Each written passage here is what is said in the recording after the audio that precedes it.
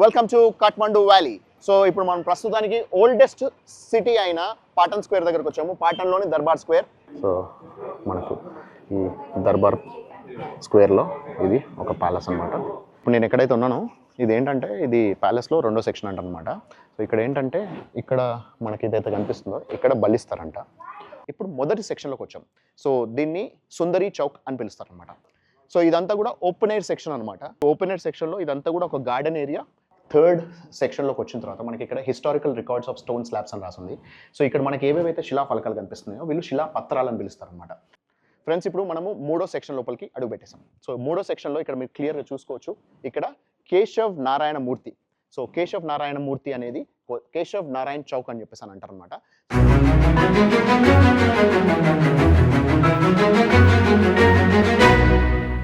Hi friends, నేను మీ RK. మన ప్రపంచానికి స్వాగతం and welcome to Kathmandu valley. So Kathmandu వ్యాలీలో 3 ఇంపార్టెంట్ సిటీస్ ఉన్నాయి. ఒకటి Kathmandu which is the capital of Nepal, and also Patan, and మూడోది వచ్చి భక్తపూర్. సో ఇప్పుడు మనం ప్రస్తుతానికి ఓల్డెస్ట్ సిటీ అయిన పాటన్ స్క్వేర్ దగ్గరకు వచ్చాము. పాటన్లోని దర్బార్ స్క్వేర్. ఇది కనీసం దీనికి 1800 ఇయర్స్ చరిత్ర ఉందంట. సో మనం లోపలికి వెళ్ళి ఇక్కడ ప్యాలెస్ ఉంది, ఇక్కడ ఓల్డ్ బిల్డింగ్స్ ఉన్నాయి, and it's world heritage site. ఇక్కడ చూసుకోవచ్చు మనకి ఇది 1870స్లోనే దీన్ని వరల్డ్ హెరిటేజ్ 1970స్లోనే వరల్డ్ హెరిటేజ్ సైట్ కింద యునెస్కో వరల్డ్ హెరిటేజ్ సైట్ కింద డిక్లేర్ చేశారు. మనం లోపలికి వెళ్ళి ఎలా ఉందనేది ఎక్స్ప్లోర్ చేద్దాం. Let's go.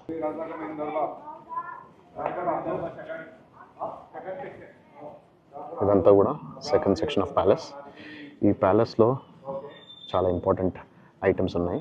దాని గురించి నేను మీకు వేరే దగ్గరికి వెళ్ళిన తర్వాత ఎక్స్ప్లెయిన్ చేస్తాను. ఇక్కడ వీడియో చేయకూడదు అని అంటే అందుకని వీడియో చేయట్లేదు. సో మనకు ఈ దర్బార్ స్క్వేర్లో ఇది ఒక ప్యాలెస్ అనమాట. ఇది ఇంపార్టెంట్ రిలీజియస్ ఈవెంట్ ఇక్కడ జరుగుతుంది. ఆ రిలీజియస్ ఈవెంట్ ఎలా జరుగుతుంది అనేది మీకు నేను ఎక్స్ప్లెయిన్ చేస్తాను. ఇప్పుడు నేను ఎక్కడైతే ఉన్నానో ఇదేంటంటే ఇది ప్యాలెస్లో రెండో సెక్షన్ అంటనమాట. సో ఇక్కడ ఏంటంటే ఇక్కడ మనకి ఇదైతే కనిపిస్తుందో ఇక్కడ బలిస్తారంట. 9 రోజులు నవరాత్రులు జరుగుతాయి. 9 రోజులు రోజుకి 12 యానిమల్స్ చొప్పున. సో మనకి బర్రెలు, మగ బర్రెలు అండ్ మగ వీటిని మేకల్ని ఇక్కడ బలిస్తారంట. ఇక్కడ బలిచ్చి అక్కడ మనకి దుర్గా అమ్మవారిది, సో కాళికా మాత అమ్మవారిది గుడి ఉందన్నమాట. దీంట్లో చైత్రమాసంలో ఒక నవరాత్రి అండ్ దసరాకు ఒక నవరాత్రి అనేది జరుగుతుంది అనమాట. సో ఆ బలి ఇచ్చిన ఈ జంతువులలోంచి దాని పేగులు అనేది తీసి పేగులు కూడా అక్కడ వేస్తారంట. సో లిటరలీ మనకి ఈ కాళికమాత ఎలా అయితే పేగులు వేసుకొని ఉంటుందని తెలుసో అదంతా కూడా ఇక్కడ వీళ్ళు ఆ ట్రెడిషన్ని ఫాలో అవుతున్నారు అనమాట. సో సంవత్సరంలో 2 సార్లు వీళ్ళు ఇక్కడ నవరాత్రులు అనేది చేస్తూ ఉంటారు. సో దీని గురించి ఎక్స్ప్లెనేషన్ బయటిస్తారు. ఫ్రెండ్స్ ఇప్పుడు ఇంతకుముందు మనం చూసిందేమో ప్యాలెస్లోని రెండో సెక్షన్. ఇప్పుడు మొదటి సెక్షన్లోకి వచ్చాం. సో దీన్ని సుందరి చౌక్ అని పిలుస్తారనమాట. ఈ సుందరి చౌక్లో ఏంటంటే ఇక్కడ మనకి లక్ష్మీనారాయణలు కనిపిస్తున్నారు అండ్ ముక్కోటి దేవతలు కనిపిస్తున్నారు. ఆ ముక్కోటి దేవతల చుట్టూ ఇక్కడ ఒక మనకి కోబ్రా, సో నాగుపాము, వీటన్నిటిని కాపాడుతున్నట్టు. సో ఇక్కడ రాజు అనేది, సో దీని లోపలికి వెళ్ళి రాజు తను సుందరం అంటే మనం స్నానాలు చేసుకొని ఆ తర్వాత బయటకు వచ్చిన తర్వాత అక్కడ ఏదైతే ఒక యోగపీఠం ఉందో ఆ యోగపీఠం కూడా రాతితో చేసిందనమాట. దాని మీద అక్కడ ఉండేవాళ్ళు అనమాట. ఇక్కడ చుట్టూరా వీళ్ళందరూ కూడా ఈ పర్టికులర్ ప్లేస్లో చెలికత్తలు కానీ లేకపోతే డాన్సర్స్ చేసేవాళ్ళు అనమాట. సో ఇక్కడ మీరు చుట్టూరా చూసుకుంటే పైన అంతా కూడా మనకి అన్నీ కూడా వీటిని ఐ మహల్ అంటారు అనమాట. సో వీటిని ఏంటంటే చూడటానికి, లోపల నుంచి చూడటానికి మాత్రమే కనిపిస్తాయి కానీ బయట నుంచి లోపల ఎవరున్నారని వాళ్ళు మనకి కనిపించకుండా ఉంటాయి అనమాట. సో జస్ట్ లైక్ మనకి జైపూర్లో హవా మహల్లో ఎట్లయితే మనకి విండోస్లోంచి మనం బయట చూడొచ్చు కానీ బయట వాళ్ళకి లోపల ఎవరున్నారో తెలియకుండా ఉండడం కోసం ఇలా తయారు చేశారనమాట. ఇదంతా కూడా ఫస్ట్ సెక్షన్ ఆఫ్ ప్యాలెస్. ఇంతకుముందు సెకండ్ సెక్షన్ చూసుకున్నాం కదా, ఇదంతా ఫస్ట్ సెక్షన్ అనమాట. ఇది చాలా పెద్దగా ఓపెన్గా ఉంది. సో ఇక్కడ నేను చెప్పారు కదా రిలీజియస్ ఈవెంట్స్ అనేది జరిగేవి అనేది. సో ఇదంతా కూడా మీరు చూసుకోవచ్చు. ఇక్కడ నుంచి ఇప్పుడు మనం థర్డ్ సెక్షన్ లోపలికి వెళ్తున్నాం.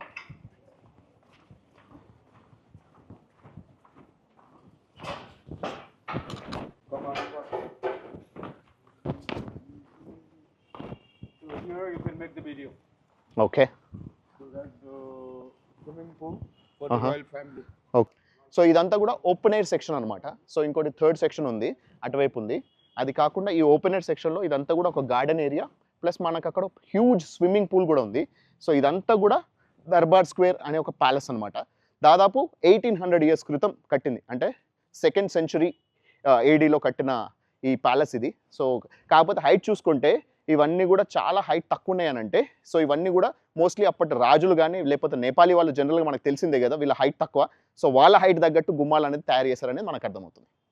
ఇదంతా కూడా మీరు చూస్తుంది స్విమ్మింగ్ పూల్ ఏరియా. సో రాజులు, మహారాజులు, చెలికత్తెలు, రాణులు వాళ్ళందరూ స్నానాలు చేసిన స్థలం అన్నమాట. ఇదంతా కూడా open air section. Open air సెక్షన్లో ఒక చెట్టు ఉంది, అది కర్పూరం చెట్టు అంట. సో మంచి సువాసన కలుగుతుంది ఇక్కడ. సో చాలా బాగుంది ఇది. నిన్ననేమో మేము రుద్రాక్ష చెట్టు చూసాము, ఈరోజేమో కర్పూరం చెట్టు. సో నా లైఫ్లో ఎప్పుడు చూడని చెట్లన్నీ ఈరోజు చూస్తున్నా. 3వ సెక్షన్ లోపలికి ఎంటర్ అవ్వబోతున్నాము. ఇక్కడ శిలా ఫలకాలు అనేది సో అప్పటి దాని గురించి రాసి పెట్టారనమాట. సో ఇదంతా కూడా యాక్చువల్గా 500 సంవత్సరాల క్రితం కట్టిన ప్యాలెస్ కమ్ టెంపుల్ అంట. మనకి 1800 సంవత్సరాల క్రితమేమో ఈ దర్బార్ స్క్వేర్ అనేది ఉంది, కానీ ఈ ప్యాలెస్ కట్టి మాత్రం 500 ఇయర్స్ అవుతుందంట. సో ఇప్పుడు మనం 3rd సెక్షన్ లోపలికి వెళ్ళి చూసుకుందాం. ఇక్కడ మనకి శివుడిది విగ్రహం కూడా కనిపిస్తుంది. 3rd సెక్షన్లోకి వచ్చిన తర్వాత మనకి ఇక్కడ historical records of stone slabs అని రాసింది. సో ఇక్కడ మనకి ఏవేవైతే శిలా ఫలకాలు కనిపిస్తున్నాయో వీళ్ళు శిలా పత్రాలను పిలుస్తారు అనమాట. సో వీళ్ళది మాక్సిమం చాలా వరకు వీళ్ళకి సాంస్క్రిట్ లాంగ్వేజ్తోనే కలుస్తుంటుంది. సో నేపాలీ లాంగ్వేజ్ స్క్రిప్ట్ కూడా వీళ్ళది హిందీలానే ఉంటుంది, మనది వీళ్ళది ఇలాగే ఉంటుంది. అయితే వీళ్ళు దాదాపు 5th సెంచరీ నుంచి దాదాపు 12th 13th సెంచరీ వరకు కూడా వీళ్ళు సాంస్క్రిట్ లాంగ్వేజ్లోనే వీళ్ళ శిలా పత్రాలు అనేది, ఈ శిలా ఫలకాలు అనేది వీళ్ళు ఏదైతే కమ్యూనికేట్ చేయదలుచుకున్నారో ఇవన్నీ కూడా సాంస్క్రిట్ లాంగ్వేజ్లోనే ఉండేవి. ఆ తర్వాత వీళ్ళు ఈవెన్చువల్లీ 12th సెంచరీకి వచ్చేసరికి వీళ్ళు న్యూ లాంగ్వేజ్ అయిన లిచ్చావిలోకి వెళ్ళారు. లిచ్చావి అనేది వీళ్ళ లోకల్ నేపాలీ లాంగ్వేజ్ అనమాట అప్పుడు. ఆ తర్వాత ఈవెన్చువల్లీ వీళ్ళు దేవనాగరి స్క్రిప్ట్లోకి వచ్చారు. So Devanagari script it's is again similar to Sanskrit అనమాట. సో వీళ్ళకి మనం మాట్లాడే భాష, వీళ్ళ భాష మన భాష సిమిలర్గా ఉండకపోయినా కానీ రాసే లిపి మాత్రం, స్క్రిప్ట్ మాత్రం సిమిలర్గానే ఉంటుంది. ఎందుకంటే వీళ్ళు అప్పటి నుంచి సాంస్క్రిట్, తర్వాత లిచ్చావి, ఆ తర్వాత దేవనాగరి ఇవన్నీ కూడా వెరీ సిమిలర్ టు హిందీ లాంగ్వేజ్లా ఉంటుందన్నమాట.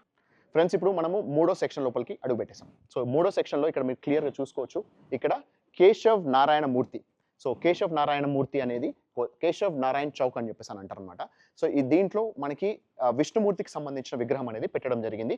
ఇక్కడ గుడి ఉంది. సో చుట్టూరా కూడా మళ్ళీ వన్స్ అగైన్ రూమ్స్ ఉన్నాయి, పైన మనకి అన్ని విండోస్ ఉన్నాయి. ఆ విండోస్లోంచి లోపల నుంచి మనకి విండో లోపల వాళ్ళు ఎవరున్నారో మనకు కనిపించదు, కానీ విండోలోంచి మనకి బయట సెక్షన్ చూసుకోవడానికి చాలా కంఫర్టబుల్గా, చాలా క్లియర్గా కనిపిస్తుంది అనమాట. మీరు ఈ పర్టికులర్ ప్యాలెస్ని గమనిస్తే 3 విభాగాలుగా, 3 సెక్షన్స్గా దీన్ని వీళ్ళు విడదీశారు. 3 సెక్షన్స్లో సెక్షన్ 1లోనేమో మనకి అక్కడ అది ముక్కోటి దేవతల విగ్రహాలు పెట్టేసి అక్కడ నుంచి వాళ్ళు అక్కడ స్నానాలు అనేది చేసి శుద్ధి చేసుకుని ఆ తర్వాత యోగా పీఠం దగ్గరికి వెళ్ళాలి. 2వ సెక్షన్లోకి వెళ్తే అక్కడ కాళికా అమ్మవారికి అక్కడ బలి ఇవ్వడము ప్లస్ అంతేకాకుండా కాళికా అమ్మవారి విగ్రహం పెట్టడం జరిగింది. అండ్ 3వ సెక్షన్లోకి వచ్చేసరికి ఇక్కడ కేశవ నారాయణమూర్తి, సో విష్ణుమూర్తికి సంబంధించిన ఇక్కడ విగ్రహం అనేది పెట్టడం జరిగింది. సో ఇది బేసిక్లీ ఇది ఒక ప్యాలెస్ లాగా కాకుండా ఒక టెంపుల్ ప్యాలెస్ లాగా. సో టెంపుల్స్ ఉన్నాయి, ప్యాలెస్ ఉంది. సో వాళ్ళు బయటికి, ఈ రాజులు అనేది బయటికి వెళ్ళి గుళ్ళోకి వెళ్ళి వాళ్ళు పూజలు చేయాల్సిన అవసరం లేకుండా వాళ్ళ ప్యాలెస్లోనే ఇలా గుళ్ళు అనేది కట్టుకొని ఆ తర్వాత ఏదైనా ఇంపార్టెంట్ రిలీజియస్ ఈవెంట్స్ జరిగినా సరే, ప్రజల్ని కలవాల్సి వచ్చినా సరే, ఇవన్నీ కూడా ఒకే చోట ఉండేలాగా వీళ్ళు ప్లాన్ చేసుకున్నారన్నమాట. చాలా బాగుంది. ఇప్పుడు మనము కేశవ నారాయణమూర్తి దగ్గరికి వెళ్ళి ఆశీర్వచనం తీసుకొని వెళ్తాం.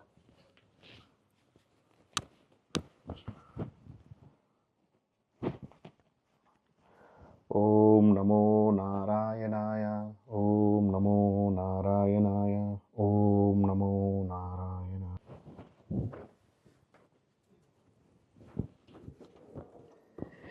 ఇక్కడ ఎంత పెద్దవాళ్ళైనా సరే వాళ్ళ తల వంచి గుడి లోపలికి వెళ్ళాలన్నట్టు ఆ కాన్సెప్ట్ తోటి సో వీళ్ళు గుమ్మం అనేది చాలా హైట్ తగ్గించి, సో ఎలాంటి తల పొగరైనా సరే అది వంచుకొని దేవుడి దగ్గర ఆశీర్వచనం తీసుకోవాలనేది కాన్సెప్ట్ తోటి చాలా తక్కువ హైట్లో గుమ్మం పెట్టడం జరిగింది.